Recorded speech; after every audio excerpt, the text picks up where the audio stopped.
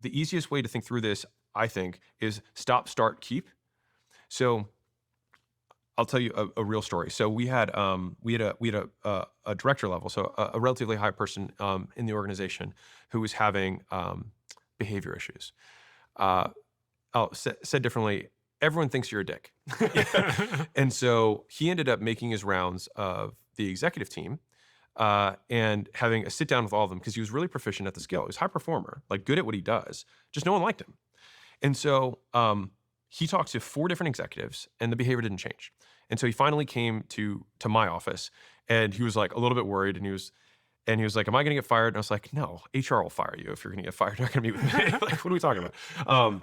But when we sat down, I said, "Okay, I want to be clear. I want to decrease the likelihood that people call you a dick in the future." I said, "Does that sound like an agreeable goal?" And he said, "Yeah, I don't. I want that." I was like, "Okay, good. I also don't care if you are a dick. I just care that everyone else thinks you are." And so I just want to minimize the likelihood that I get drawn into this ever again.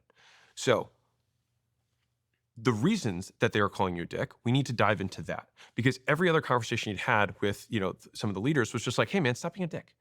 And the thing is what do you do with that? Nothing. You just get insulted and then you have nothing to do.